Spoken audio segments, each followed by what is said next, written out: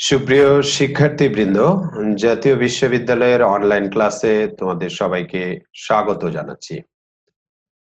বৈশ্বিক দুর্যোগের এই চরম সংকটকালে জাতীয় বিশ্ববিদ্যালয় কর্তৃপক্ষ শিক্ষা কার্যক্রমকে চলমান রাখার স্বার্থে যে মহতী উদ্যোগ নিয়েছে সেটি নিঃসন্দেহে প্রশংসনীয়।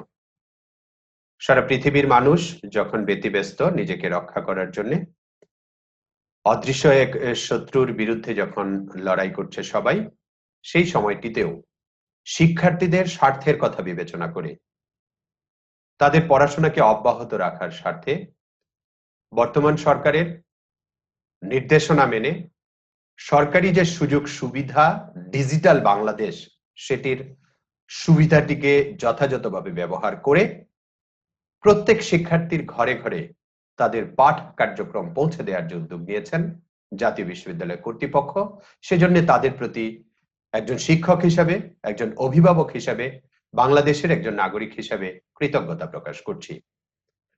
অনলাইন ক্লাসে যুক্ত থাকতে পেরে আমি নিজেকে ধন্য মনে করছি, আনন্দ বোধ করছি।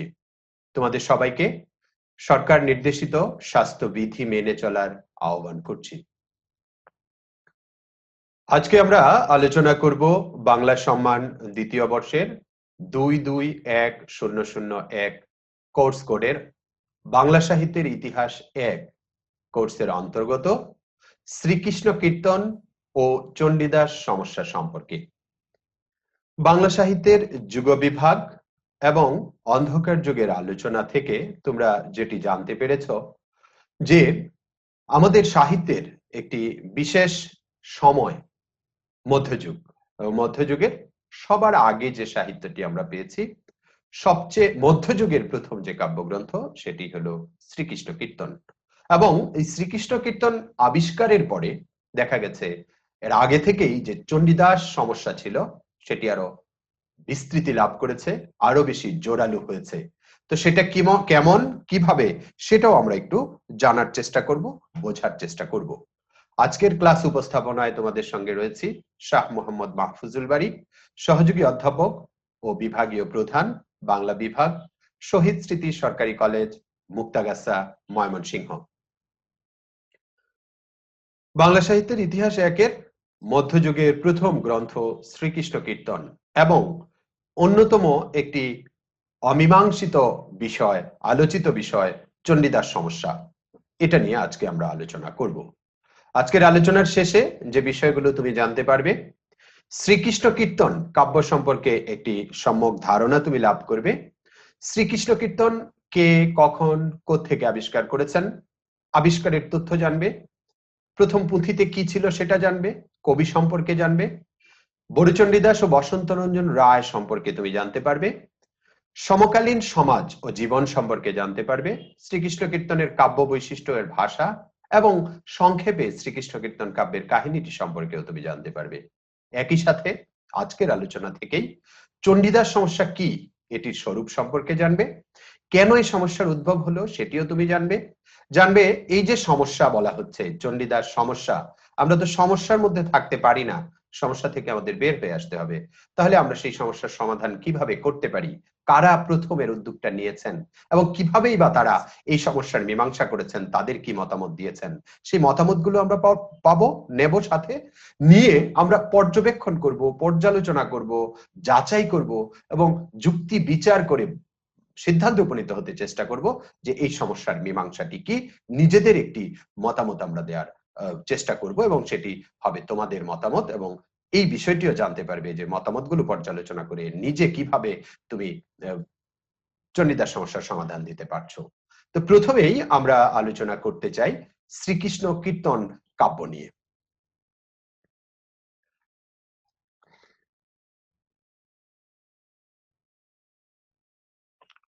আমরা শ্রীকৃষ্ণ কীর্তন কাব্য সম্পর্কে যখন আমরা আলোকপাত করছি তখন আমরা দেখতে পাই তার একটা পংক্তি, আমাদের ভাষার নমুনা হিসেবে যদি আমরা সেই পংক্তিটার দিকে দৃষ্টি দেই, কবি বরুচণ্ডীদাস লিখেছেন সেখানে, কে না বাঁশি বায় বড়াই কালিনী নৈকুলে, কে না বাঁশি বায় বড়াই এ গোঠ গোকুলে, আকুল শরীর মোর বেয়াকুল মন, বাঁশির শব্দে মো আওলাইল রান্ধন।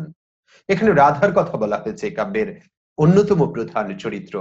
সেই রাধা বাঁশির সুরে এতটাই আকুল হয়েছে, ব্যাকুল হয়েছে, বড়াইকে জিজ্ঞেস করছে কে বাঁশি বাজায় কালিন্দী নদীর তীরে বসে, কে বাঁশি বাজায় গরুর পালের মধ্যে বসে। তার জীবন অতিষ্ঠ হয়ে যাচ্ছে, সে ঘরে নিজেকে ধরে রাখতে পারছে না, তাই সে বড়াইকে বলছে তার মনের কষ্টের কথা। শেষে গিয়ে এই পদের, বংশীখণ্ডের পদ এটি, রাধা বলছে পাখি নহু তার ঠাঁই উড়ি পড়ি যাও, মেদনী বিদার দেও পশিয়া লুকাও, বনপুরে আগ বড়াই জগজনে জানি, মুর মন পড়ে জেন কুম্ভারের ওপনি।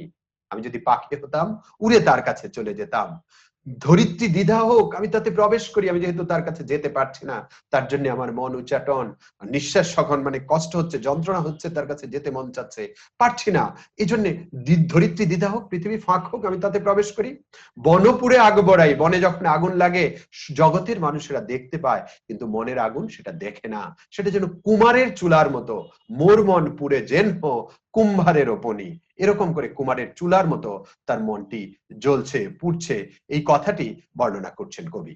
আমরা যদি এই কাব্যটির আবিষ্কার, এটা হলো ভাষার নমুনা, তাহলে আমরা কিছু অর্থ কিন্তু বলে দিতে হচ্ছে। আমরা সময়কাল দেখবো কোন সময় রচিত হয়েছে, 1350 থেকে 1500 খ্রিস্টাব্দের মধ্যে এটি রচিত হয়েছে, যে কারণে আজকে থেকে এই 700 650 700 বছর আগের যে কাব্য, সে কাব্যের ভাষা বোঝার ক্ষেত্রে কিছু জটিলতা রয়েছে, যে কারণে আধুনিক বাংলার রূপান্তরটি আমি তোমাদের বলে দিয়েছি। আমরা এই কাব্যের আবিষ্কারের দিকে যদি দৃষ্টি দেই, দেখি এটি রচিত হয়েছে যে সময়ে, সে সময়ে যেখানে ছিল আমাদের সাহিত্যের ইতিহাস যখন লেখা হচ্ছে, গবেষকরা যখন বাংলা সাহিত্যের ইতিহাস রচনা করছেন, তখনও কিন্তু চর্যাপদের মতো শ্রীকৃষ্ণ কীর্তন অনাবিষ্কৃত ছিল। 1907-এ চর্যাপদ আবিষ্কৃত হয়েছে, তার ঠিক 2 বছর পর 1909 খ্রিস্টাব্দে শ্রীকৃষ্ণ কীর্তন কাব্যটি আবিষ্কার হয়েছে। এবং এই ইতিহাসের সাথে যিনি জড়িত হয়ে নিজেকে বাংলাদেশের ইতিহাস, বাংলা সাহিত্যের ইতিহাসে একজন গুরুত্বপূর্ণ ব্যক্তিতে পরিণত করেছেন, তিনি হলেন বসন্ত রঞ্জন রায়, বিদ্যুৎ বল্লভ তার উপাধি। তিনি এই কাব্যটি পেয়েছেন পশ্চিমবঙ্গের বাঁকুড়া জেলার কাকিল্লা গ্রামের একটা গোয়াল ঘরে, এবং এই কাব্যটি গোয়াল ঘরে পাওয়ার কারণটি, এটির বিষয়বস্তু ছিল রাখাল, গরু লালন পালন, গরুর দুধ দোহন, সেই দুধ, দধি, মাখন, ঘি, ননি আবার হাটে নিয়ে যাওয়া, এই বিষয়গুলো সেখানে রয়েছে। আর এক সময় দেখা যেত, এক সময় কি এখনো হিন্দুরা, সনাতন ধর্মের অনুসারীরা দেখা যায় তাদের যে গরুকে মা হিসেবে কল্পনা করে, মাকে যে ঘরটাকে রাখবে পরিচ্ছন্ন করে রাখে, আর যেহেতু এই গো পালন, গো উৎপাদিত যে দ্রব্য সামগ্রী বিক্রি, রাধা কৃষ্ণের যে পেশা গরু চড়ানো, সেই সম্পর্কিত বিষয়, সে কারণে এটা হয়তো গোয়াল করে পাওয়া গেছে। আর তখনকার সময়গুলো পালা গাওয়া হতো, আমরা দেখবো রাগ রাগিনীর নাম রয়েছে এখানে, রাধা কৃষ্ণের প্রেম কাহিনী লৌকিক আকারে এখানে বর্ণিত হয়েছে, লৌকিক প্রেম কাহিনী দেবত্বের বা ওরকম যে আধ্যাত্মিক ভাবনাটি এখানে নাই, যদিও আধ্যাত্মিক চরিত্র রয়েছে। কৃষ্ণের কথা আমরা যে অবতার বা কৃষ্ণ যে পৌরাণিক চরিত্র আমরা দেখি, সেই কৃষ্ণের কথা বলা হয়েছে, কিন্তু আমরা তার আচরণ, তার যে চলাফেরা, সেগুলো তো এগুলো না দেখলেও এই যে ধর্মের ব্যাপারে আমরা দেখছি লৌকিক যে জীবনযাপন, রাধা কৃষ্ণের প্রেম কাহিনীর বর্ণনা রয়েছে, যে গোয়ালা সমাজের, যে কারণে গোয়াল ঘরে এটা পাওয়া গেছে বলে আমাদের ধারণা হয়। তো গোয়াল ঘরে পাওয়ার যে অসুবিধাটি, সেটি হচ্ছে মাটির ঘর, উপরের পৃষ্ঠা নিচের পৃষ্ঠার কয়েকটা পাওয়া যায়নি। আমরা জানি যে সম্পাদক যে তথ্যগুলো দিয়েছেন, প্রথম 2টা পৃষ্ঠা এবং শেষের অন্তত পক্ষে 1টি পৃষ্ঠা পাওয়া যায়নি। এটা রচয়িতা হলেন বরু চণ্ডীদাস। এই যে চণ্ডীদাস সমস্যা পরে আছে, একটু মাথায় রাখবে। বরু চণ্ডীদাস তিনি বাসলী দেবীর উপাসক ছিলেন, কারণ পংক্তির প্রত্যেক পদেই বাসলী দেবীর কথা প্রায় তিনি লিখেছেন, এবং যেটি পাওয়া গেছে যেখানে, সেটা বন বিষ্ণুপুরের দেবেন্দ্রনাথ মুখোপাধ্যায়ের অধিকারে এটি ছিল, এবং 1916 খ্রিস্টাব্দে এটি বঙ্গীয় সাহিত্য পরিষদ থেকে প্রকাশিত হয়েছে শ্রীকৃষ্ণ কীর্তন নামে। আমরা দেখি এর নামকরণ নিয়ে বিতর্ক রয়েছে, বিভিন্ন পণ্ডিতের বিভিন্ন মতভেদ রয়েছে, তারা সবাই একমত হতে পারেননি। আমরা শ্রীকৃষ্ণ কীর্তন নামটি দিতে দেখছি যেটি বসন্ত রঞ্জন রায় বিদ্যুৎ বল্লভ দিয়েছেন, কিন্তু ডক্টর বিজন বিহারী ভট্টাচার্য ও ডক্টর অসিত কুমার বন্দ্যোপাধ্যায় এর সাথে দ্বিমত পোষণ করে তারা বলছেন এটার নাম হওয়া উচিত ছিল শ্রীকৃষ্ণ সন্দর্ভ। কেন সেটা বলছেন? যে পুঁথিটি পাওয়া গেছে, প্রাচীন যে পুঁথি, সেটার ভিতরে একটি চিরকুট পাওয়া গিয়েছিল। সেই চিরকুটে তুলট কাগজে, চিরকুটটিতে লেখা ছিল, ছোট্ট টুকরা কাগজে একটি সনের কথা লেখা ছিল, 1089 তাং 26 আশ্বিন, আবার 1089 তাং মানে তারিখ 21 অগ্রহায়ণ। বোঝা যাচ্ছে এটার মধ্যে লেখা আছে শ্রীকৃষ্ণ পঞ্চানন কৃষ্ণ সন্দর্ভ ষোলপত্র দাখিল হইল। বরুচণ্ডী দাসের কাব্য নামে এটা পরে প্রকাশিত হয়েছে। তো এই যে চিরকুটের যে কথা, শ্রীকৃষ্ণ সন থেকে শুরু করে সুলপত্র দাখিল হইলো, এই তথ্য সূত্রটি দিয়ে গবেষণার যে পদ্ধতি, পাণ্ডুলিপি পাঠের যে পদ্ধতি, সিদ্ধান্তে উপনীত হওয়ার যে পদ্ধতি, সেই পদ্ধতিতে তারা বলছেন যে বঙ্গাব্দের 26 আশ্বিন 1089 এই বইটি হয়তো গ্রন্থাগার থেকে, এই যে গ্রন্থাগার, সেই গ্রন্থাগার থেকে কোথাও নেওয়া হয়েছিল, ধারে নেওয়া হয়েছিল, সেই বনবিষ্ণুপুরের সেই গ্রন্থাগারে আবার ফেরত দেওয়া হয়েছে কবে? 1089 বঙ্গাব্দের 21 অগ্রহায়ণ তারিখে সেটা ফেরত দেওয়া হয়েছিল। 16টি পাতা এখান থেকে নিয়েছিল, সেটা আবার দাখিলের সময় চিরকুটটি পাওয়া গেছে। তো এটা ধরে তারা বলছেন যে এই যে এখানে শ্রীকৃষ্ণ সন্দর্ভ লেখা আছে, যেহেতু এই যে শ্রীকৃষ্ণ পঞ্চানন কৃষ্ণ সন্দর্ভ, বিষয়বস্তু মিলিয়ে তারা বলছেন এটার নাম শ্রীকৃষ্ণ সন্দর্ভ হওয়া উচিত। কিন্তু আমরা দেখি যে যে সময়টিতে এই বইটি প্রকাশিত হয়েছে, পরবর্তীকালে পাঠ্যসূচির অন্তর্ভুক্ত হয়েছে, যে সম্পাদক মোহাম্মদ আব্দুল হাই আনোয়ার পাশা এটি প্রকাশ করেছেন, সম্পাদনা করেছেন, তারা বলছেন যে এটির নাম কৃষ্ণের কোনো কাহিনী দিলে তখনকার সময়ের যে পশ্চিম পাকিস্তান সরকার বা পাকিস্তান সরকার হয়তোবা ঢাকা বিশ্ববিদ্যালয়ের পাঠ্যসূচিতে অন্তর্ভুক্ত করতে বাধার সৃষ্টি হতে পারে বা কোনো সমস্যা হতে পারে, সেই চিন্তা করে তারা এটির করেছেন বরুচণ্ডী দাসের কাব্য নামে। কৃষ্ণ রাধা এগুলো থাকলে হয়তোবা পাঠ্যসূচি, এটার একটা মানে মতামত রয়েছে, এরকমের একটি কথা জানা যায়। বরুচণ্ডী দাসের কাব্য নামে এই জন্য এটি প্রকাশিত হয়েছে। আমরা যদি এই প্রাচীন পুঁথির তথ্যগুলো আমরা জানি, যে মোট পদ সংখ্যা পাওয়া গেছে এখানে 418টি, কিন্তু সূচিপত্রে উল্লেখ আছে 415টি। যেহেতু খণ্ডিত আকারে কিছু পাওয়া যায়নি, এজন্য হয়তো এরকম হতে পারে। পুঁথির আকারটি আমরা দেখব 13 সমস্ত 4 ভাগের 1, মানে 13.25 ইঞ্চি হলো এটার লম্বা, আর 3.25 ইঞ্চি, মানে 3 সমস্ত 4 ভাগের 3 ইঞ্চি, 3.25 ইঞ্চি হলো এটার প্রস্থ। 2 ভাঁজ করা তুলট কাগজের উভয় পৃষ্ঠায় লেখা। আমরা এখন দেখি পাণ্ডুলিপিতে 1 পৃষ্ঠায় লেখা, আর এখন তো কম্পিউটারে লেখা হয়ে থাকে। তো কাগজে যারা লিখেন পাণ্ডুলিপি 1 পৃষ্ঠায় লেখার প্রচলন, কিন্তু সেই সময় উভয় পৃষ্ঠায় পুঁথিটি লেখা ছিল। এবং মনে রাখবে, চর্যাপদে যেমন একটি পাওয়া গেছে, এই যে শ্রীকৃষ্ণ কীর্তন একটি পুঁথি পাওয়া গেছে, একাধিক পুঁথি পাওয়া যায়নি। এবং দেখা গেছে 2 ভাঁজ করা তুলট কাগজে উভয় পৃষ্ঠায় লেখা, মধ্যস্থলে লেখা, মানে পাণ্ডুলিপিটার যে পৃষ্ঠার শুরু থেকে শেষ পর্যন্ত মাঝখানে পংক্তিগুলো লেখা, আর এখানে ওখানে জলের দাগ, হয়তো এই যে বৃষ্টির ঝাপটা বা হাত থেকে পড়ে যাওয়া বা কোনো জায়গা থেকে পানি যে ঘরের মধ্যে মাটিতে ছিল সেটা টেনে জলের দাগ, এখানে এখানে পানি পড়লে যেরকমের বইয়ের মধ্যে দাগ পড়ে এরকম দাগ। একটু একটু পুকায়ও কাটা, উই পোকা বা আরশোলায় কেটেছে 2 পাতার 2 ধার। আরশোলা আমাদের ঘরে যদি পরিত্যক্ত অবস্থায় বইপত্র কাগজপত্র পড়ে থাকে, আরশোলা খায়, মানে বিষটা ছড়ায়। তো সেই উই পোকায় ধরা ছাড়া বাহ্যাবয়ব মুটের উপর মন্দ নয়, মানে যে অবস্থা পেয়েছে মোটামুটি তারা সন্তুষ্ট। কালিটা উজ্জ্বল, যে কালিতে লেখা ছিল সেটা উজ্জ্বল। এটা পাণ্ডুলিপি আবিষ্কার করেন যারা, সম্পাদনা করেন যারা, এই বিচারগুলো করে থাকেন। এবং সংস্কৃত শ্লোক প্রায় পংক্তির মানে পদের শুরুতেই আছে, সেখানে 161টি পদে শুরুতে আমরা দেখতে পাই সংস্কৃত শ্লোক রয়েছে। পুঁথির পাতা পাওয়া গেছে 226টি, সেই হিসাবে উভয় পৃষ্ঠায় যেহেতু লেখা, তাহলে পৃষ্ঠা হলো 452টি। তো এই যে শুরু থেকে শেষ করে মোট দেখা যায় 45টি পৃষ্ঠা তারা পাননি, 407টি পৃষ্ঠা পেয়েছেন। এবং যে লিপিকর লিখেছেন, সেই লিপিকরের মধ্যেও একজন লিপিকর এতগুলো পৃষ্ঠা লিখেছেন সেটা পাওয়া যায়নি। 3 ধরনের হাতের লেখা পাওয়া যায়, ধারণা করা হয় যে শ্রীকৃষ্ণ কীর্তন 3 জন লিপিকর সেটা লিখেছেন। এখন আমরা যদি শ্রীকৃষ্ণ কীর্তনের বিষয়বস্তু বা এর খণ্ডের মধ্যে আমরা যাই, তাহলে আমরা দেখতে পাই যে শ্রীকৃষ্ণ কীর্তন কাব্যটির মোট খণ্ড সংখ্যা হলো 13।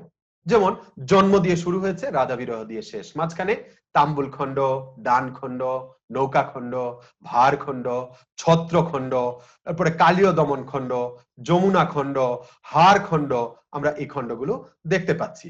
আমাদের এই যে খণ্ডগুলো, বান খণ্ড, বংশী খণ্ড এবং রাধা বিরহ খণ্ড, এই 13টি খণ্ড মিলে কাহিনীটি সাজানো হয়েছে। আমরা যখন কাব্য বিচার করব তখন দেখব যে এই কাব্যটির বিশেষ একটি বৈশিষ্ট্য রয়েছে, সেই কথাটি সেখানে আমরা বলবো।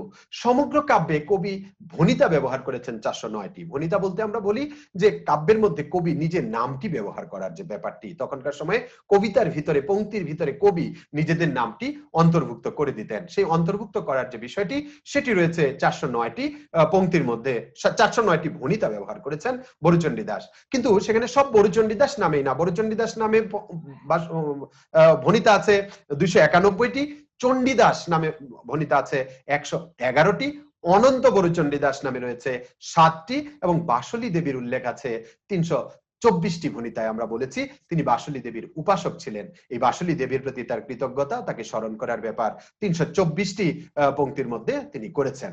আমরা এই যে কবির জন্মস্থান নিয়ে যে বিতর্কটি রয়েছে, সেটা নিয়েও আমরা একটু কথা বলতে চাই।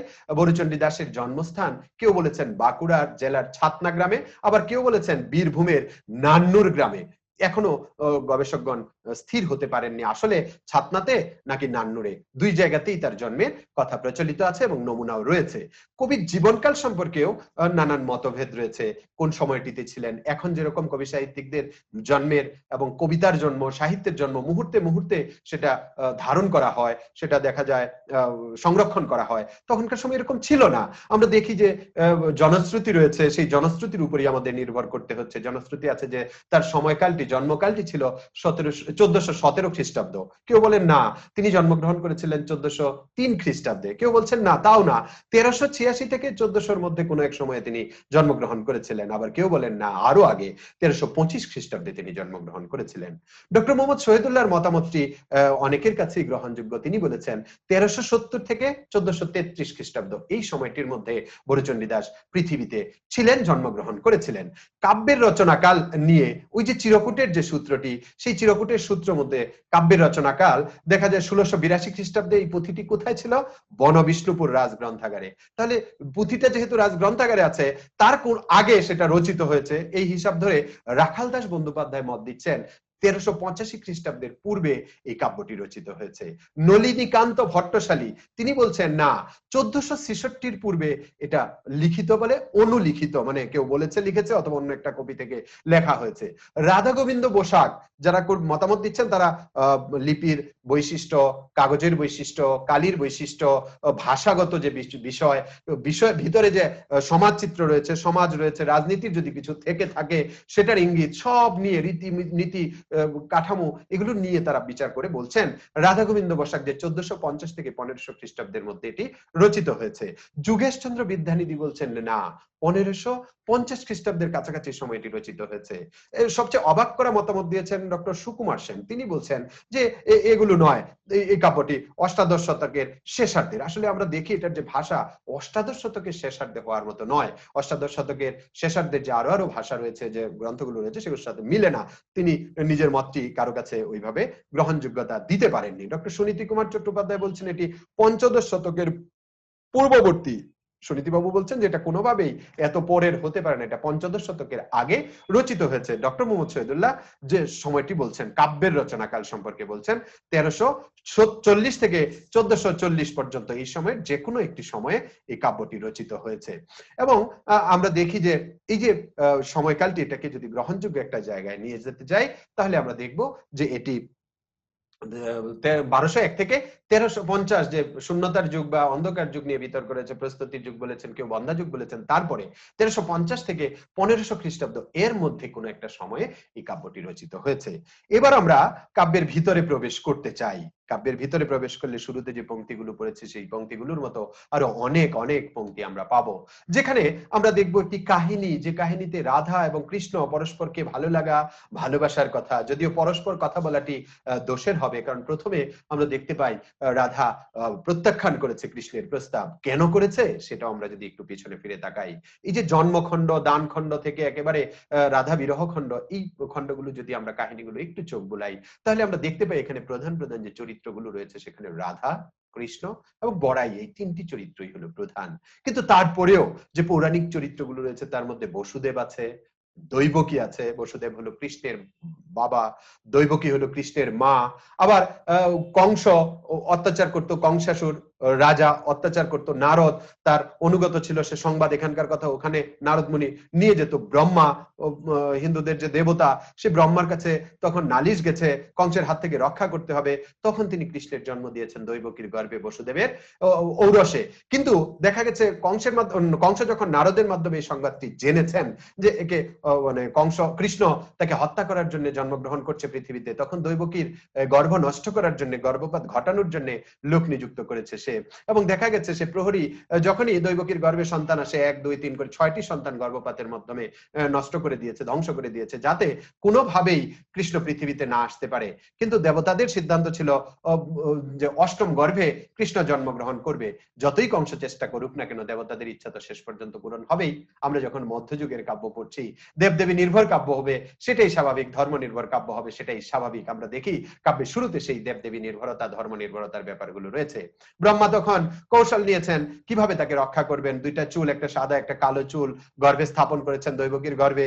দেখা গেছে সাদা চুলটি গর্ভপাতের ছলে বের হয়ে গেছে, সেটাই পরবর্তীতে বলরাম হয়েছে লক্ষ্মীর গর্ভে গিয়ে। আবার কালো চুলের যেটি সেটি দৈবকীর গর্ভেই থেকেছে। যে প্রহরীকে নিযুক্ত করেছিল কংস, সেই কংস প্রহরী ভেবেছে তো গর্ভপাত তো হয়েছে, এখন তো আর কোনো সমস্যা নেই, কিন্তু তলে তলে যে গর্ভের মধ্যে তার যমজ সন্তান অষ্টম গর্ভের যে কৃষ্ণ জন্মগ্রহণ করছে সেটা বুঝতে পারেনি, এবং দেবতাদের ইচ্ছাতেই দেখা গেছে সেই প্রহরী ঘুমিয়ে পড়েছে। এমন সময় যখন কৃষ্ণের জন্ম হয়েছে, কৃষ্ণ যখন কাঁদছে ওয়া ওয়া করে, দেখা গেছে বসুদেবের প্রতি নির্দেশ এসেছে এই সন্তানকে তোমার পৃথিবীতে নিয়ে যেতে হবে, এখানে রাখলে কংসের প্রতিনিধি, কংসের লোক মেরে ফেলবে।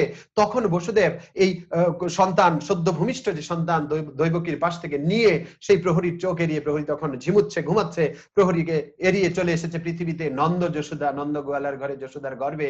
সেই সময় এক কন্যা সন্তান জন্ম হয়েছে, এবং সেই কন্যা সন্তানকে নিয়ে বসুদেব তার পুত্র সন্তানকে এখানে রেখে সে আবার স্বর্গে মানে ফিরে গেছে সেই দৈবকীর কাছে। দৈবকীর কাছে যখন যাবে, প্রবেশ করবে, সেই সময় বাচ্চাটি কেঁদে উঠেছে, এবং কংসের যে প্রহরী ছিল সেই প্রহরী সেই শিশুটিকে নিয়ে শিলপুতা দিয়ে ছেঁচে মেরে ফেলেছে। তারা ভাবছে তো মেরেই ফেলেছে, আর কোনো সমস্যা নেই, অষ্টম গর্ভ তো শেষ হয়েছে। কিন্তু দেখা গেছে যে ছোটবেলা থেকে বেড়ে উঠছে কংস, আবার দৈব বাণী হচ্ছে তোমারে বধিবে যে গোকুলে বাড়িছে সে। কৃষ্ণের কাছে খবর গেছে, কৃষ্ণ তো দুঃখিত, কংসের কাছে খবর গেছে যে কৃষ্ণ তো বেড়ে উঠছে, তাকে হত্যা করার জন্য তখন সে ধাত্রী নিযুক্ত করেছে ষড়যন্ত্রমূলক ভাবে হত্যা করিয়ে ফেলার জন্য কৃষ্ণকে। কৃষ্ণ আবার, দেবতারা তার সহযোগিতা করছে, কৃষ্ণ আবার দুগ্ধপানের ছলে সেই ধাত্রীকেই হত্যা করেছে। বেড়ে উঠেছে নাদুস নুদুস চেহারা, আর দেখতে সুদর্শন, গায়ের বর্ণ সেম, বাবরি চুল, সে ঘুরে বেড়াচ্ছে, আস্তে আস্তে বড় হচ্ছে, কিশোর হয়েছে, তরুণ হয়েছে, পরবর্তীতে যুবক আমরা হতে দেখবো। কিন্তু এখানে ওই কিশোর তরুণ, বখাটে একজন তরুণ হিসেবে আমরা দেখবো। জন্মখণ্ডের পরে আর কৃষ্ণের মধ্যে দেবত্ব আমরা দেখি না। একেবারে শেষ দিকে গিয়ে রাধা বিরহ খণ্ডে যখন সে মথুরাতে চলে যাচ্ছে, সেই সময় মাঝখানের যে 11টি খণ্ড, এখানে গ্রামের বেয়ারা একটি চরিত্র, বখাটে একটি চরিত্র হিসেবেই আমরা দেখতে পাই। বেয়ারা যুবক বা তরুণ বা কিশোর যেভাবে মেয়েদেরকে উত্তক্ত করে, সেরকম উত্তক্ত করে। আবার ওইদিকে কৃষ্ণের আনন্দদায়িনী শক্তি হিসেবে জন্ম হয়েছে লক্ষ্মীকে পৃথিবীতে জন্ম দিয়েছেন সাগর গোয়ালার ঘরে পদুমার গর্ভে দেবতারাই। এবং দেখা গেছে তাদের মধ্যে সুরক্ষিত রাখার জন্য ওই লক্ষ্মীকে মানে রাধাকে সুরক্ষিত রাখার জন্য আয়ান ঘোষ নামে এক নপুংসকের কাছে, পৌরুষ ক্ষমতাহীন একজনের সাথে তার বিয়ে দেওয়া হয়েছে, যাতে কোনোভাবেই রাধার কোনো সতীত্ব বা কোনো ধরনের ক্ষতি সাধিত না হয়। বিয়েটা হয়েছে, কিন্তু জৈবিক তাড়না তার মধ্যে দেখা দেয়নি। 9 বছর থেকে 11 বছরে যখন উত্তীর্ণ হচ্ছে, তখন দেখা গেছে বড়াইয়ের সাথে সে যায় দধি দুগ্ধ নিয়ে মথুরাতে। সেই সময় পথে কৃষ্ণের সাথে দেখা হচ্ছে বড়াইয়ের, কারণ রাধা তো চঞ্চলা কিশোরী, সে দ্রুত চলে গেছে। বড়াই বয়স্কার রমণী, বড়াই হলো তার দাদি বা নানি শ্রেণীর, বুড়ো থুত্তুরে লাঠিতে ভর করে চলে, চোখে অত দেখে না, হাঁটতে অত পারে না, সে পিছিয়ে পড়েছে। পথে দেখা হয়েছে, যার সাথেই দেখা জিজ্ঞেস করছে, এক পর্যায়ে কৃষ্ণের সাথে দেখা হয়েছে।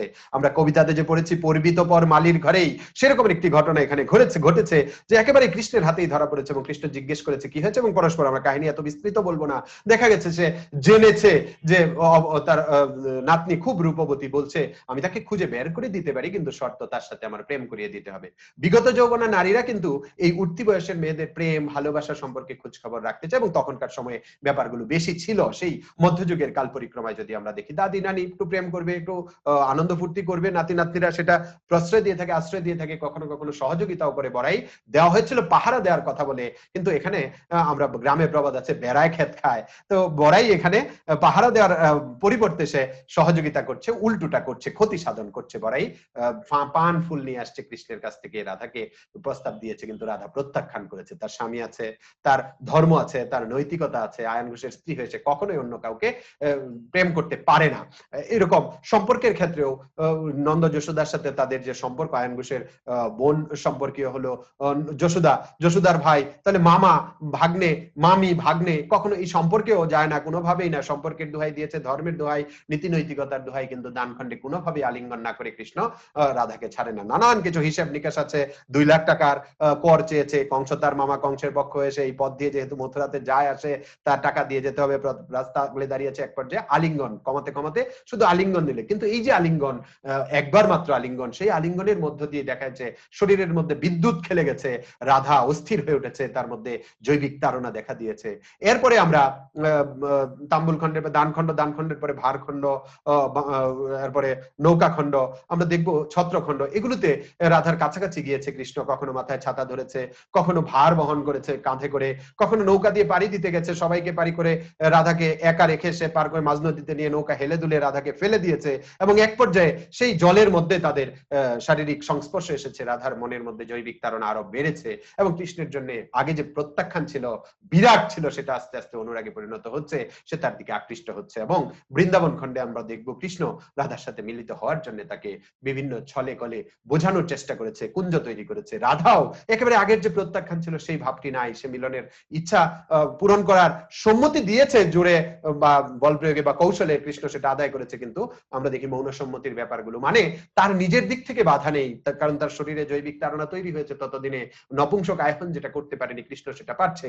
এবং দেখা গেছে কৃষ্ণকে সে বলছে আমার নখের চিহ্ন যেন না থাকে আমার দেহে, আমার ঠোঁটে যেন দাগ না থাকে, খোপা যেন না খুলে, চুড়ি যেন না ভাঙে, মানে কোনো চিহ্ন যেন না থাকে। আবার 1600 গোপিনী আছে, সেই গোপিনীরা যদি গিয়ে বলে দেয় তখন কৃষ্ণ আবার 1600 ভাগ করে সেই 1600 গোপিনীর সাথে 1600 কুঞ্জে মিলিত হয়েছে আর নিজে রাধার সাথে মিলিত হয়েছে। এই যে মিলনের অভিজ্ঞতা রাধার মনের মধ্যে, শরীরের মধ্যে, মনের মধ্যে আসলো, এরপর ক্রমশ কৃষ্ণের প্রতি আকৃষ্ট হয়েছে। স্থলে মিলিত হওয়ার পরে কৃষ্ণ চেয়েছে যে জলে মিলিত হবে।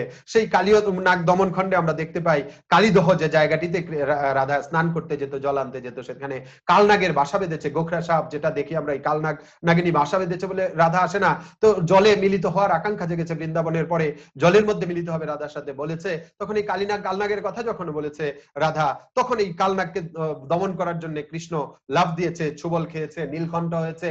আবার দেখা গেছে সাপের মাথায় পা দিয়েছে, গোখরা সাপের মাথায় যে পায়ের চিহ্নের মতো গর্ত, সেটা বলা হয়ে থাকে হিন্দু পুরাণ বা হিন্দু বিশ্বাস মতে, যেখানে কৃষ্ণের পায়ের ছাপ আছে। তো আমরা দেখি যে এই যে কালীয় দমন করেছে সে রাধাকে পাওয়ার জন্য, সাহসিকতার পরিচয় দিচ্ছে, কিন্তু ইচ্ছাটা কি, সে মিলিত হবে তার সাথে এবং জলে মিলিত হয়েছে। মিলনের মুহূর্তে সে হারটা চুরি করেছে কৃষ্ণ রাধার কাছ থেকে।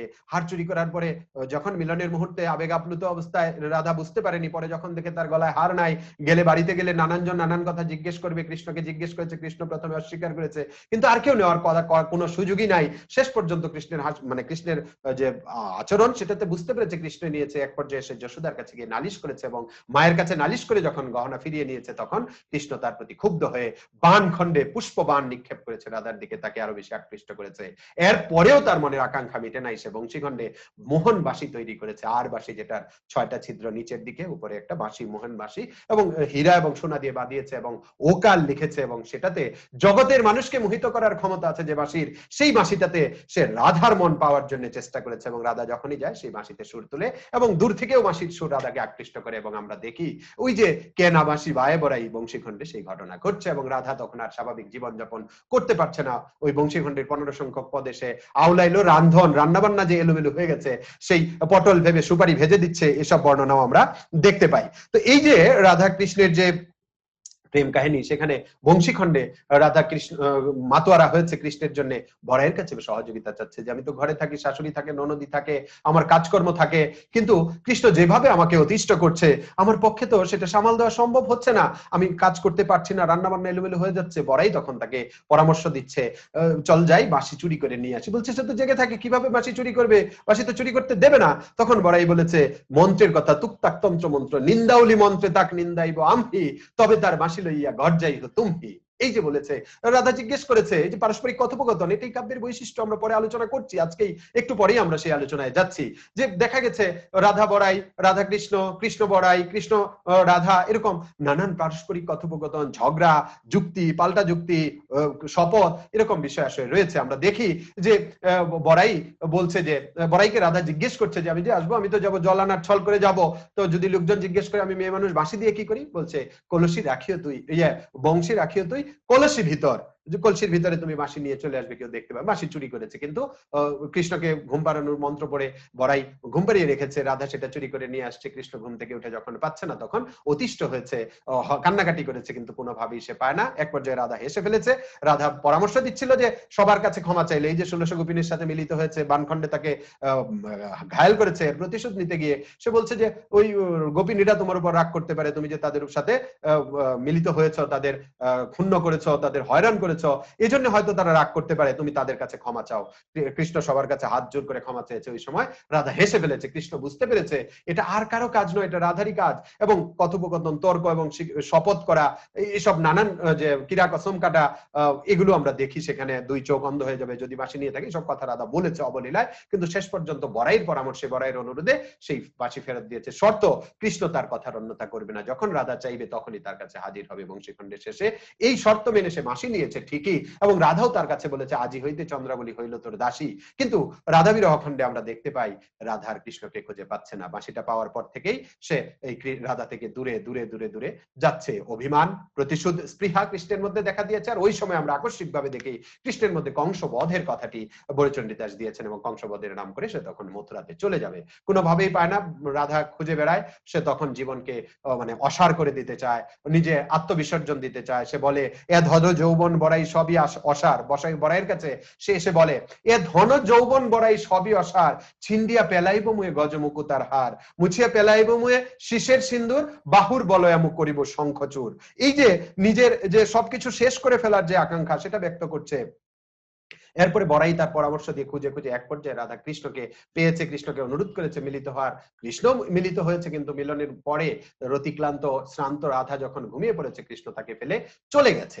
এই যে শ্রীকৃষ্ণ কীর্তন কাব্যে এই যে মথুরাতে চলে যাওয়া রাধা উঠে তার যে কষ্ট, যন্ত্রণা, বেদনা, সেই বেদনার কথা বিরহের মধ্য দিয়ে শেষ হয়েছে সেই রাধা বিরহ খণ্ড। এবং আমরা শেষ দিকের পঙ্ক্তিটি না পাওয়াতে, মানে অতঃপর পুঁথিখণ্ডিত এরকম করে সম্পাদকরা বইটি সম্পাদনা করেছেন, তাহলে শেষ অবস্থাটি আমরা দেখি বিরহের মধ্য দিয়ে শেষ হয়েছে। তাহলে এই যে এই কাব্যের মধ্যে কি আছে, নাট্যগুণ রয়েছে। আমরা যেটা বলছিলাম যে বিশেষ একটি কাব্য বৈশিষ্ট্য নাট্যগুণ। নাটকে খণ্ড বিভাগ থাকে, দৃশ্য বিভাগ থাকে, বংশী, বিরহ, ভারখণ্ড অথবা ছত্রখণ্ড, হারখণ্ড, যমুনাখণ্ড, বৃন্দাবন খণ্ড, এই যে খণ্ড বিভাগ, দৃশ্য বিভাগ, এগুলো যেমন আছে। আবার কাহিনীর উত্থান পতন, কাহিনীর দ্বন্দ্ব সংকট, মামি হয়ে ভাগ্নের সাথে সম্পর্ক, ভাগ্নে হয়ে মামিকে জোর করা, পীড়ন করা, এইসব বিষয় রয়েছে। বিবাহিত নারী অন্য পুরুষের আকৃষ্ট, এইসব বিষয় দ্বন্দ্ব রয়েছে। নাটকে দ্বন্দ্ব থাকে, অন্তর্দ্বন্দ্ব বহির্দ্বন্দ্ব রয়েছে। বাইরের সমস্যা যেমন রাধার মনের মধ্যে ছিল, নিজের মনের মধ্যে অন্তর্দ্বন্দ্ব ছিল। আবার পারস্পরিক যে সংলাপ, কথোপকথন, এক সময় রাধা কৃষ্ণের সাথে ঝগড়া করছে, কৃষ্ণ গালি দিচ্ছে, নাটকি, গোয়ালি, ছিনারি, পামরি, সত্যে ভাষণাহি তোর, এরকম কথা বলছে। অথবা বলছে পুটলি বান্ধিয়া রাখো নহলি যৌবন। রাধা যখন তার পিছন পিছন ঘুরছে এক সময় পাগল হয়ে, বলছে এক সময় আমি তোমাকে প্রস্তাব দিয়েছিলাম, বাম হাতে তুমি বড়াইকে প্রত্যাখ্যান করেছিলে, মেরেছিলে, আর এখন কেন তুমি আমার সাথে এরকম করো। বড়াই আবার বোঝাচ্ছে রাধাকে যে তোর বাবা মাকে আমি জানি, তারা ধর্মের বাইরে অধর্ম কিছু করে না, তুই কেন এই আচরণ করছিস, তোকে এ থেকে বের হয়ে আসতে হবে। এই যে বিষয়গুলো, এই বিষয়গুলো নাট্যগুণ প্রমাণ করে। তখনকার সমাজের ছবি আমরা দেখতে পাই, সেখানকার গোয়ালা সমাজের ছবি, বোধ বিশ্বাস, এই যে কিরা কসম কাটা, খাবার দাবার, পোশাক আশাক, এসবের বর্ণনা আমরা ওখানে দেখতে পাই। এক ঘরে করার যে ব্যাপার, ওইখানে রাধা যখন এরকম কাণ্ড করছে, কথা তো আর গোপন থাকে না প্রেমের কথা। তোমরা লাইলি মজদুতে পড়ছো, এখন দ্বিতীয় বর্ষেই তোমরা পড়ছো। শতেক পরতে যদি কস্তুরী ঢাকয়ে অবশ্য তাহার গন্ধ প্রকাশিত হয়। বংশীখণ্ডে, বৃন্দাবন খণ্ডে যদিও মিলিত হয়েছে সব গোপিনীর সাথে, কিন্তু সবাইকে এটা গোপন রাখে, প্রেমের কথা প্রকাশ হবেই। এক সময় প্রকাশ হওয়ার পরে শাশুড়ি যখন ঘরে আটকে রেখেছে, আর পাড়া প্রতিবেশী সবাই তখন গোপ সমাজের তার সাথে এক ঘোড়া করে দিয়েছে যে তোমাদের সাথে মিশবো না, তোমরা যাও, তোমাদের মতো করে থাকো। এই যে বিষয়গুলো, এই বিষয়াশয়গুলো আমরা দেখবো নাট্যগুণের প্রকাশ, তখনকার সমাজ চিত্রের প্রকাশ, এবং তখনকার সমাজের রীতিনীতির কথা। এই যে হোঁচট খাওয়া 28 নম্বর পদে যখন দোষারোপ করছে মাসি চুরির জন্য বংশীখণ্ডে, তখন বলছে হাঁচি উঝট আয়র, উঝট না মানিল, যে টিকটিকি দেখলাম, হুচট খেলাম, তাও আমি থামলাম না, কোন অশুভক্ষণে পাও বাড়াইলো, কোন অশুভক্ষণে আমি ঘর থেকে বের হয়েছিলাম, এই বিষয়গুলো রয়েছে।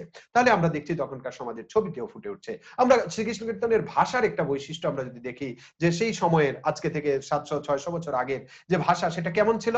আমরা এখানে কয়েকটা উদাহরণ দিয়েছি, যে প্রাকৃত অপভ্রংশ ভাষার পরে তো বাংলা আমরা পেয়েছি, সেই প্রাকৃত এবং অপভ্রংশ ভাষার সাথে একটা উচ্চারণ সাদৃশ্য রয়েছে। যেমন পূর্বস্বরে যেটা রস্য আছে সেটা দীর্ঘ করে উচ্চারণ করার, অনেককে এটাতে বলা হয়েছে আনেক, অতিকে বলা হচ্ছে আতি, অঞ্চলকে বলা হচ্ছে আঞ্চল, এই যে আ আ করার। অথবা শব্দের শেষে উদ্বৃত্ত স্বরটা বহাল থেকেছে, আমরা দেখি শব্দের শেষে গা, এটার সাথে গা আ, আবার যাই, যাইও। আবার যে প্রাকৃত ভাষায় ব্যঞ্জনের দ্বিত্ব শব্দরূপ আমহে তুমহে, এগুলো আমরা দেখতে পারি, প্রাকৃত ভাষাতে এটা ছিল।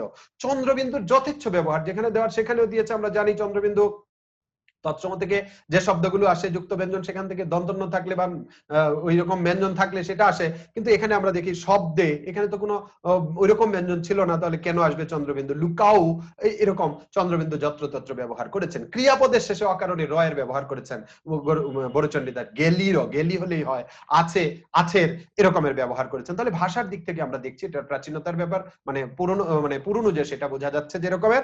আবার দেখা যাচ্ছে যে আমরা এই বিষয়গুলো আমরা দেখতে পাচ্ছি। তাহলে শ্রীকৃষ্ণ কীর্তন যে কাব্যটি, সেই কাব্যটি তখনকার সময়ের যে গোয়ালা সমাজে যে রাধা কৃষ্ণের যে প্রেম কাহিনী সেটা রচিত হয়েছে। শুরুতে ধর্মের ব্যাপার রয়েছে, শেষে ধর্মের ব্যাপার, মাঝখানে পুরোটাই হলো লৌকিক প্রেম কাহিনীর মতো করে বড়চণ্ডী দাস করেছেন, এবং এটা নাট্য বৈশিষ্ট্য রয়েছে। আমরা এই বিষয়গুলো শ্রীকৃষ্ণ কীর্তন আবিষ্কারের যে তথ্যগুলো রয়েছে সেগুলো আমরা জানলাম।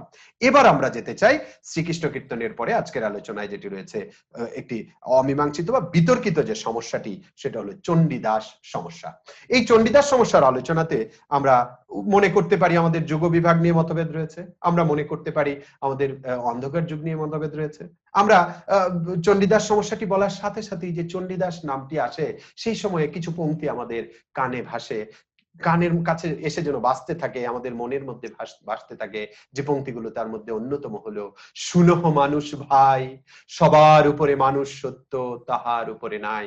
এই যে অমর পংক্তি কয়টি, মানবিকতার পতাকা বাহী এই যে অমর পংক্তি কয়টি, মানুষের যে জয় গান গাওয়া হয়েছে, এটি চণ্ডীদাসের পদ হিসেবে, চণ্ডীদাসের রচনা হিসেবে বহুল ব্যবহৃত কিংবদন্তি তুল্য, প্রবাদ তুল্য পংক্তি। আমরা যে চণ্ডীদাসের কথা জানি, চণ্ডীদাস রজকিনীর কথা জানি, 12 বৎসর সাধনার কথা আমরা জানি, সেই চণ্ডীদাসের পদ যেগুলো বৈষ্ণব পদের মধ্যে রচিত হয়েছে, সেখানে চণ্ডীদাসের পদগুলো বিপুল জনপ্রিয়তা পেয়েছে।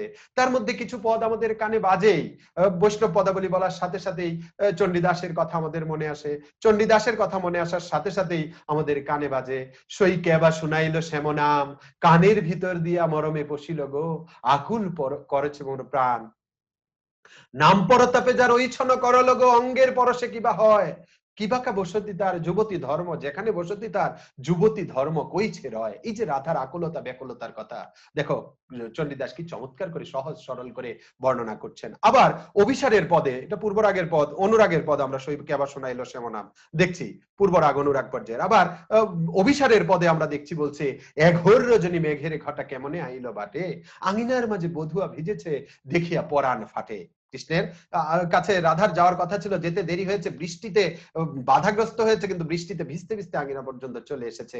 নানান ইঙ্গিত করেছে, কিন্তু সেই ইঙ্গিত বুঝতে পেরেও শাশুড়ি ননদী এবং স্বামীর ভয়ে সে ঘর থেকে বেরিয়ে যেতে পারেনি। কিন্তু যখন দেখছে বাইরে দাঁড়িয়ে আছে তার প্রাণেশ্বর কৃষ্ণ পরমাত্মা, তখন তার মন উচ্চাটন হয়েছে, ঘোর আফসোস করছে তার বন্ধুর জন্য। অথবা যখন সে বাঁশির সুর শুনছে, অথবা কৃষ্ণ আসলো কিনা সেটা দেখার জন্য অপেক্ষা করছে, তখনকার পদ রচনা করছেন চণ্ডীদাস এরকম করে, ঘরের বাহিরে দণ্ডে শতবার তিলে তিলে আইসে যায়, মন উচ্চাটন নিঃশ্বাস সগন কদম্ব কাননে চায়, কদমতলায় কৃষ্ণ এসেছে কিনা সেটা দেখার জন্য। এই যে পংক্তিগুলো বিপুল জনপ্রিয়তা পেয়েছে, অত্যন্ত সহজ সরল ভাষায় মানুষের বোধগম্য করে যখন রচনা করেছেন, সর্বসাধারণের বোধগম্য করে, তখন দেখা গেছে এগুলো বিপুল জনপ্রিয়তা পেয়েছে। আর একজন কবি যখন জনপ্রিয়তা পায়, মধ্যযুগে মৌলিকতার ঘাটতি ছিল, ওই কবির নামে পদ রচনা করার একটি প্রবণতা দেখা দেয়, এবং সেটাই হয়েছে চণ্ডীদাস সমস্যার ক্ষেত্রে। যখন চণ্ডীদাস বিপুল জনপ্রিয়, তখন অপরাপর কবিরা তাদের নিজেদের কবিতাগুলো চণ্ডীদাসের নামে রচনা করে দিয়েছেন, চণ্ডীদাসের নামে প্রচার করে দিয়েছেন, যাতে এই চণ্ডীদাসের নাম দিয়ে তাদের নামটি প্রচার পেয়ে যায়, তাদের কবিতাটি প্রচার পেয়ে যায়। এটা ছিল তাদের মনের আকাঙ্ক্ষা, এবং এখানেই চণ্ডীদাসের বিপুল জনপ্রিয়তার কারণ। এত সহজ সরল ভাষায় যে উপস্থাপন করেছেন, চণ্ডীদাস নামটি বিপুল জনপ্রিয়তা পেয়েছে, সর্বসাধারণের মধ্যে ছড়িয়ে পড়েছে, তখন অন্য কবিরাও চণ্ডীদাসের নামে পদ রচনা করছেন। ওই যে নামে রচনা, যেটা আমরা বলছিলাম শ্রীকৃষ্ণ কীর্তন প্রসঙ্গে, ভনিতা, আমরা চর্যাপদের আলোচনাতে, প্রাচীন যুগের নিদর্শনে আলোচনাতেও ভনিতার ব্যাপারগুলো আমরা বলেছি। এই যে চণ্ডীদাসের বিপুল জনপ্রিয়তা, এই ভনিতা ব্যবহারের প্রবণতা, সেটাতে দেখা গেছে চণ্ডীদাসের নামে ব্যবহার করা হয়েছে ভনিতা, এরকম পদ সংখ্যা পাওয়া গেছে 1200 পদ, 1200 পদ পাওয়া গেছে, যে পদগুলোর সবগুলো কবিতা আবার একই মানের নয়। শিল্প মানের দিক থেকে, উপমার দিক থেকে, শব্দচয়নের দিক থেকে, দৃষ্টিভঙ্গির দিক থেকে মতভেদ রয়েছে, রকম ফের রয়েছে, পার্থক্য রয়েছে। কোনোটা শিল্প মানে খুবই উৎকৃষ্ট, কোনোটা দুর্বল, কোনোটাতে শব্দ চয়নে দেখা গেছে আরবি ফার্সি শব্দ আছে, কোনোটাতে নাই, এরকমের ব্যাপার রয়েছে। দৃষ্টিভঙ্গির দিক থেকে জীবাত্মা পরমাত্মা লৌকিকতা নানান কিছুর ব্যাপার রয়েছে। এই যে 1200 পদের মধ্যে দেখা গেছে যে অনেক বৈপরীত্য বা অনেক ভিন্নতা রয়েছে, তখন প্রশ্ন জায়গাটাই স্বাভাবিক যে চণ্ডীদাসের নামে 1200 পদ প্রচারিত হলে, প্রকাশিত হলেও প্রকৃতপক্ষে তাহলে চণ্ডীদাস কয়জন? একজন, নাকি দুইজন, নাকি তার চেয়েও বেশি? ততোধিক। কতধিক? 3, 4, 5, নাকি আরো বেশি? যদি তাই হয়, 1, 2, 3, 4 যেই যতজনই হোক চণ্ডীদাস, তাদের সময়কালটি বা কত, কবে তারা পৃথিবীতে ছিলেন, এই প্রশ্নগুলো চলে আসে। এই সমস্যাটি যখন দেখা দিয়েছে, আমরা দেখি গবেষকগণ একত্রিত হয়েছেন। 1332 বঙ্গাব্দ দেখা গেছে প্রথম বীরভূম সাহিত্য সম্মেলনে চণ্ডীদাসের পদাবলী ও শ্রীকৃষ্ণ কীর্তন, ততদিনে শ্রীকৃষ্ণ কীর্তন আবিষ্কার হয়েছে। শ্রীকৃষ্ণ কীর্তন আবিষ্কারের ফলে চণ্ডীদাস সমস্যা আরো জটিল রূপ ধারণ করেছে, কারণ এতদিন চণ্ডীদাস, দ্বিজ চণ্ডীদাস, দীন চণ্ডীদাস এরকম ছিল, কিন্তু বড়ু চণ্ডীদাস ছিল না, আদি চণ্ডীদাস ছিল না, অনন্ত বড়ু চণ্ডীদাস ছিল না। তাহলে অনেকগুলো চণ্ডীদাস চলে আসছে এই যে ভণিতাতে। তখন তারা চণ্ডীদাসের পদাবলী ও শ্রীকৃষ্ণ কীর্তন নামে যে চণ্ডীদাস সমস্যার একটা সমাধানের জন্য একটা কমিটি গঠন করলেন তখনকার সময়ের গবেষক যারা। সেখানে আমরা দেখতে পাচ্ছি চর্যাপদের যে আবিষ্কারক মহামহোপাধ্যায় হরপ্রসাদ শাস্ত্রী সভাপতি ছিলেন, রায় শ্রীযুক্ত যোগেশচন্দ্র রায় বাহাদুর বিদ্যানিধি সদস্য ছিলেন, পণ্ডিত শ্রী সতীশচন্দ্র রায়, ডক্টর শ্রী সুনীতি কুমার চট্টোপাধ্যায়, পণ্ডিত শ্রী বসন্ত রঞ্জন বিদ্যুৎ বল্লভ যিনি শ্রীকৃষ্ণ কীর্তনের আবিষ্কারক, পণ্ডিত শ্রী হরেকৃষ্ণ মুখোপাধ্যায় এবং বরেণ্য গবেষক ডক্টর মোহাম্মদ শহীদুল্লাহ, তারা এই কমিটিতে ছিলেন। তো শহীদুল্লাহর যে বইটি বাংলা সাহিত্যের কথা, সেখানে তিনি এটি উদ্ধৃত করেছেন, কিন্তু এই কমিটির কোনো সভা হয়েছিল কিনা এটা তিনি জানেন না, কারণ তিনি উল্লেখ করেছেন এর পরপরই, কমিটি গঠনের পরপরই 2 বছর তিনি প্যারিসে ছিলেন উচ্চ শিক্ষার্থে, গবেষণার্থে। এবং এর পরে দেখা গেছে 1934-এ মনীন্দ্র মোহন বসু দীনচণ্ডীদাসের পদাবলী নামে একটি স্বতন্ত্র পাণ্ডুলিপি তিনি প্রকাশনা করলেন, সম্পাদনা করলেন। শ্রীকুমার বন্দ্যোপাধ্যায় উল্লেখ করছেন, ডক্টর শ্রীকুমার বন্দ্যোপাধ্যায় বর্ধমানের বনের পাশ থেকে, জঙ্গলের পাশে পড়ে আছে দীনচণ্ডীদাসের বৃহত্তর পালাগান, বনপাশ থেকে তিনি সংগ্রহ করেছেন দীনচণ্ডীদাসের বৃহত্তর পালাগান। তাহলে একদিকে ছিল দ্বিজচণ্ডীদাস, দীনচণ্ডীদাস, চণ্ডীদাস, আবার বড়ুচণ্ডীদাসের কাব্য আসলো, মানে শ্রীকৃষ্ণ কীর্তন আসলো, এরপরে মনীন্দ্র মোহন দীনচণ্ডীদাসের পদাবলী নামে সংকলন বের করলেন। আবার বর্ধমান থেকে পাওয়া গেল দীনচণ্ডীদাসের বৃহত্তর পালাগান। তাহলে অনেক চণ্ডীদাস আসলো তখন 1345 বঙ্গাব্দ বা 1938 খ্রিস্টাব্দে কৃষ্ণনগরে বঙ্গীয় সাহিত্য সম্মিলনীতে অধিবেশন অনুষ্ঠিত হলো এই চণ্ডীদাস সমস্যা মীমাংসার জন্য। এবং সেখানে শ্রীমতী অপর্ণা দেবী সভানেতৃত্ব করলেন, মানে সভাপতির দায়িত্ব পালন করলেন। ডক্টর সুনীতি কুমার রায়, খগেন্দ্রনাথ, খগেন্দ্র মিত্র বাহাদুর, পণ্ডিত হরেকৃষ্ণ মুখোপাধ্যায়, হীরেন্দ্রনাথ দত্ত, ডক্টর নলিনীকান্ত ভট্টশালী, তারা সেই সভাতে ছিলেন। এবং তাদের যে গবেষণালব্ধ যে মতামত, আমরা বিভিন্ন মতামত আমরা দেখি, বিভিন্ন পণ্ডিতগণ এই সমস্যার সমাধানের চেষ্টা করেছেন। যেটা সবচেয়ে অবাক হওয়ার, ডক্টর দীনেশ চন্দ্র সেনের মতো একজন গবেষক তিনি বলছেন চণ্ডীদাস এক, অদ্বিতীয় এবং অভিন্ন সত্তা, একাধিক চণ্ডীদাসের অস্তিত্বকে তিনি অস্বীকার করেছেন। মনীন্দ্র মোহন বসু বলছেন না, চণ্ডীদাস দুজন, একজন হলেন বড়ু চণ্ডীদাস, একজন হলেন দীনচণ্ডীদাস।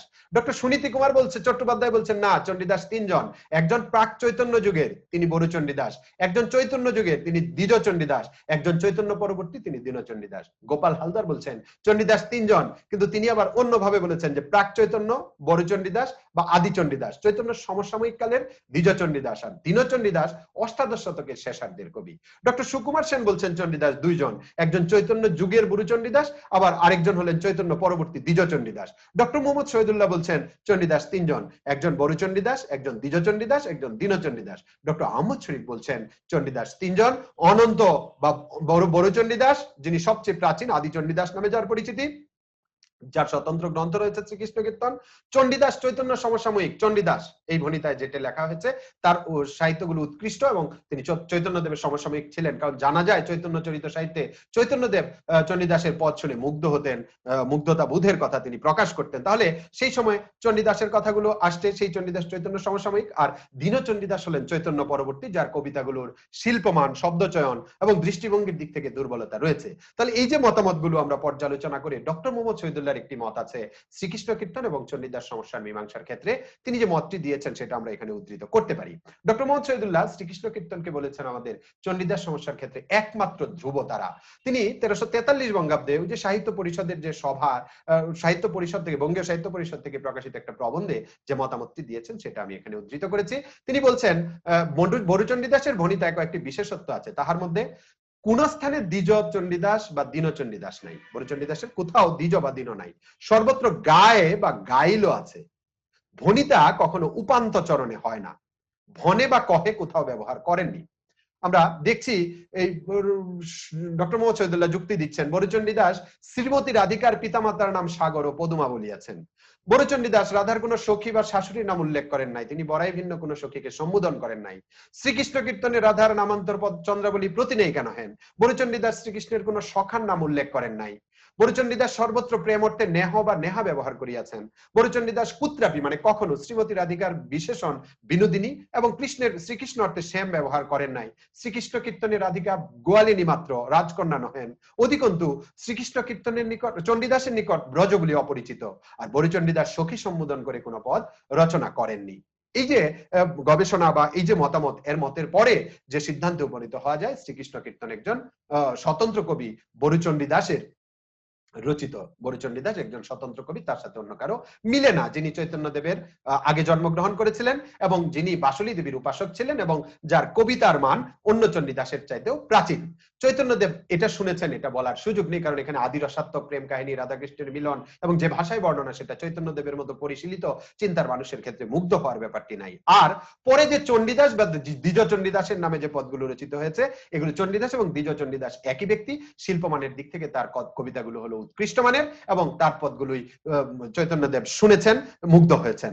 দীনচণ্ডীদাসের পদ দুর্বল, তিনি চৈতন্যদেবের পরে পৃথিবীতে ছিলেন এবং তার পদগুলো অষ্টাদশ শতাব্দী বা সপ্তদশ শতাব্দীর শেষ দিকে রচিত বলে গবেষকরা বলেছেন। হরেকৃষ্ণ মুখোপাধ্যায় নামে একজন গবেষক আছেন, তিনি নরোত্তম ঠাকুরের শিষ্য ছিল দীনচণ্ডীদাস, এরকম মতামত দিয়েছেন। চৈতন্যদেবের শিষ্য নরোত্তমের শিষ্য দীন, তাহলে তার পরবর্তী, এতে সপ্তদশ শতকের কবি বলে অনুমান করা হয়। তাহলে ডক্টর সুকুমার সেন এবং গোপাল হালদারের মতে অষ্টাদশ শতাব্দীর শেষার্ধের কবি হলো দীনচণ্ডীদাস। এই যে সার্বিক বিশ্লেষণে আমরা সিদ্ধান্তে উপনীত হতে পারি যে চণ্ডীদাস প্রকৃতপক্ষে তিনজন। একজন শ্রীকৃষ্ণ কীর্তনের কবি, যিনি আদি চণ্ডীদাস, অনন্ত বরচণ্ডীদাস বা বরচণ্ডীদাস নামে যিনি কাব্য রচনা করেছেন, শ্রীকৃষ্ণ কীর্তন যার রচনা। আর দ্বিতীয়ত যে চণ্ডীদাস, তিনি দ্বিজ চণ্ডীদাস বা চণ্ডীদাস নামে রচনা করেছেন, বৈষ্ণব পদাবলীর কবি এবং বৈষ্ণব পদাবলীর উৎকৃষ্ট সাহিত্যগুলো, উৎকৃষ্ট পদগুলো এবং শিল্প মানের দিক থেকে উৎকৃষ্ট এবং মধ্যযুগের অন্যতম শ্রেষ্ঠ সাহিত্যের যে বৈষ্ণব সাহিত্য, সেটাকে জনপ্রিয়তা দিয়েছেন চণ্ডীদাস। সেই চণ্ডীদাসের পদ হলো দ্বিজ চণ্ডীদাস বা চণ্ডীদাসের নামে। দীনচণ্ডীদাস স্বল্প প্রতিভাধর একজন কবি, যিনি অষ্টাদশ শতাব্দীতে অথবা সপ্তদশ শতাব্দীর শেষ দিকে চৈতন্যদেবের পরবর্তীকালে তিনি পৃথিবীতে এসেছিলেন, এরকম মতামত। তাহলে আদি চণ্ডীদাস বা বরচণ্ডীদাস, চণ্ডীদাস, দ্বিজ চণ্ডীদাস এবং দীনচণ্ডীদাস, এই তিনজন চণ্ডীদাসের কথা আমরা পাই। তাহলে আজকের আলোচনা থেকে আমরা কি জানলাম? শ্রীকৃষ্ণ কীর্তন কি, কোথায়, কবে, কোথায় পাওয়া গেছে সেটা জেনেছি। বরচণ্ডীদাস এবং বসন্ত রঞ্জন রায় সম্পর্কে জেনেছি। সমকালীন সমাজ সংস্কৃতি জেনেছি। কাব্য বৈশিষ্ট্য, নাট্যগুণ, ভাষার বৈশিষ্ট্য জেনেছি এবং কাহিনীটা সংক্ষেপে আমরা জানতে পেরেছি। চণ্ডীদাস সমস্যা সম্পর্কে তার স্বরূপ উপলব্ধির চেষ্টা করেছি, এ সমস্যার কারণ চিহ্নিত করেছি এবং সমস্যা সমাধানের যে প্রচেষ্টা রয়েছে যারা প্রথম দিকে করেছেন, পরে করেছেন এবং তাদের মতামত, সেগুলো আমরা পর্যালোচনা করেছি। পর্যালোচনা করে আমরা একটা মতে উপনীত হয়েছি, তোমরা বলতে পারবে যে চণ্ডীদাস প্রকৃতপক্ষে তিনজন, সেই সিদ্ধান্তে উপনীত হতে পেরেছ।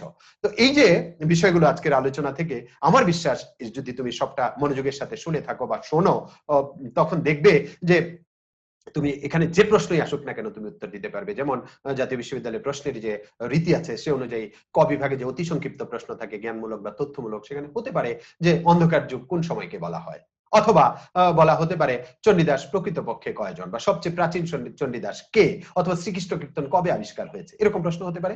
আবার সংক্ষিপ্ত প্রশ্ন খ বিভাগে যেটা থাকে, চারের প্রশ্ন, সেখানে হতে পারে শ্রীকৃষ্ণ কীর্তন আবিষ্কারের ইতিহাস সংক্ষেপে লেখো, কবি বরচণ্ডীদাসের পরিচয় দাও, অথবা এই কাব্যের 4টি প্রধান চরিত্রের সংক্ষিপ্ত পরিচয় দাও, অথবা এই কাব্যের 4টি ভাষা বৈশিষ্ট্য আমি এখানেই রেখেছি। চণ্ডীদাস সমস্যা কি সেটা স্বরূপ বিশ্লেষণ করতে 4 প্রশ্নের চণ্ডীদাস কি খালি সংজ্ঞাটা দিয়ে মূল কথাগুলো লিখলেই হবে। চণ্ডীদাস প্রকৃতপক্ষে কতজন, কে কে, সেটাও তাদের সময়কাল সহ তুমি লিখে দিলে।